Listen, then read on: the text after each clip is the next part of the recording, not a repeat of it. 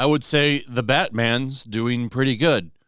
$258 million is what that movie made over the weekend, worldwide. Domestic, around 124, but worldwide, 258 million. Pretty impressive.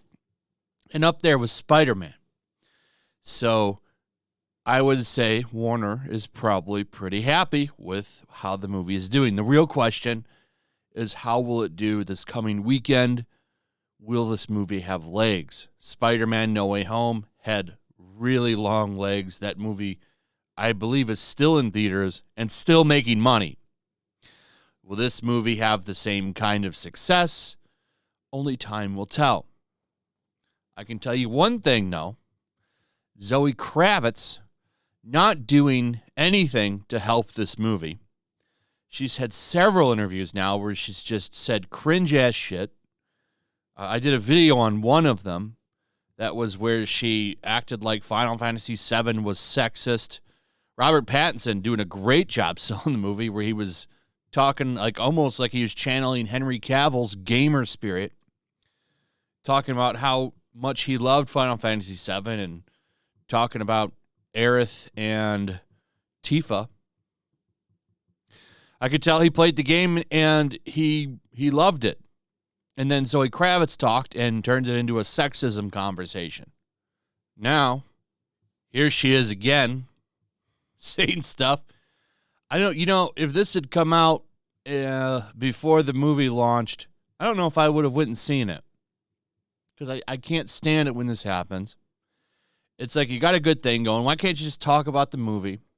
But there always has to be some kind of woke activism attached to these fucking movies. And I guess Zoë Kravitz is the first one to do it. It's really funny, like leading up to this movie, nobody was saying anything dumb. They were just talking about the movie, and that was it. The correct form of marketing. But Zoë Kravitz has got to be out there. She's got to be giving the wokest interviews yet. Ruining Robert Pattinson's joke, by the way, with the Final Fantasy thing. And now it turns out, well, these are the better movies for Batman because Christopher Nolan's The Dark Knight Rises was racist. And Californians are racist. So the Batman actress, Zoë Kravitz, recently claimed that she was rejected from a role in Christopher Nolan's The Dark Knight Rises film due to her skin color. In a wide-ranging interview with The Guardian, Kravitz discussed rejection and the advice she received from her mother. She would tell The Guardian, even though it's sometimes hard to see that in the moment, usually a few years, you're like, okay, this is why this didn't happen. Specifically, she would reveal that she was rejected from a role in Nolan's The Dark Knight Rises, telling the British outlet, I don't know if it came directly from Chris Nolan. I think it was probably a casting director of some kind or a casting director's assistant. She added being a woman of color and being an actor and being told at the time that I wasn't able to read because of the color of my skin and the word urban being thrown around like that. That was really hard about that moment. So she claimed she was rejected because she looked too urban for The Dark Knight Rises. I would say, number one, you kind of dodged a movie because that movie sucks. You are in the better Batman movie. And I'm not saying, I think The Dark Knight is the greatest Batman movie probably ever made. Personally, my personal feelings towards Batman Returns puts that number one. But The Dark Knight is a number two to me. This movie, though, is much better than The Dark Knight Rises, which I think, honestly, is kind of a turd of a movie. And I don't like Tom Hardy's Bane because Bane is supposed to be Latino. So a lot of people say that Bane is great. I don't think they got Bane right in that movie. But it doesn't matter for this. I think that I would file this under the category of things that didn't happen, Alex, for 100. I really don't think this happened. I think that she's just virtue signaling. I think she applied for a role and got turned down for it, probably. It had nothing to do with who she is. Why didn't she save those receipts? But, whatever. I think this is bad marketing. Then she went on to say that she felt uncomfortable filming some movie, Big Little Lies, because the area was just too white. Okay, Zoe. Keep doing your best to hurt the box office of this movie. I don't think it'll affect it too much. I think the movie's going to be a smashing hit, and I hope it's a smashing hit because I liked this version of the Batman. Hell, I even really liked her Catwoman. I think she did a great job as Catwoman. But, man, can't you just enjoy success? Does everything have to be a fucking activism moment for these people? And by these people, I mean Hollywood, woke Hollywood. Man. Then there's this. I thought this was kind of cool when I saw this. The Batman's best action scene used practical effects, meaning they used real guns. They're particularly talking about the hallway scene. I'm not going into spoilers here, but it's in the friggin' commercial or the trailer where he's walking down a hallway and a bunch of thugs are shooting him. They used real guns for that, meaning the Batman 0, Alec Baldwin 1.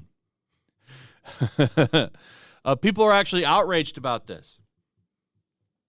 What you're actually seeing is a scene that was lit with muzzle flashes. We did do it practically. It means they fired real guns. They shot real guns. That's what that means. He just didn't say that. It's almost like a political response that he gives. I think this is funny. People are actually outraged about this. The top quote here: "This is really unnecessary. There's literally no need to ever have guns on a set nowadays, not even firing blanks. CGI is good enough to make it look realistic nowadays, and there's even practical on-set methods to simulate muzzle flashes that don't require pulling a trigger." And then this person says here with the correct response, "Except they did it safely, and no one got hurt. Not everyone is as incompetent as Alec Baldwin and his crew."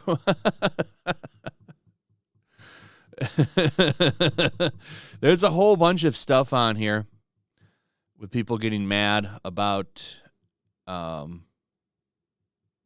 using guns, which I found quite humorous. It's like, they've been using guns on movie sets probably since Hollywood started. And to be fair, not many people have died from them. There's been a few accidents, but if you consider how many movies and television shows have been made with no accidents, it's telling. Alec Baldwin truly is a moron. Who's getting sued, by the way, big time. Still no criminal charges, though. Waiting on what they're going to do with that. They haven't said anything. Anyway, will Zoë Kravitz hurt the box office of The Batman for the second week? I don't think so, but you never know. You never know. I think people are really tired of that, and she's doing her best. I don't think the guns are going to hurt anybody. Well, maybe this guy's feelings. Anyway, that's it. Let me know what you guys think. Also, if you would, please like, subscribe, share the video. Make sure you're still subscribed. Hit that notification bell, and I'll see you guys on the next one. Peace. Also, if you want to help support the channel, check out my Teespring store. There's a link in the description. You can find some merchandise in there that you might want to check out. Also, make sure to follow me over on Twitch. I do watch parties, play video games over there. They're always fun. Follow me over there and come hang out.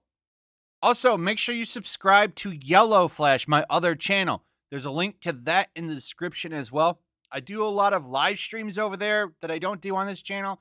Usually smaller and a little bit more personal. So make sure you follow me over there and sign up.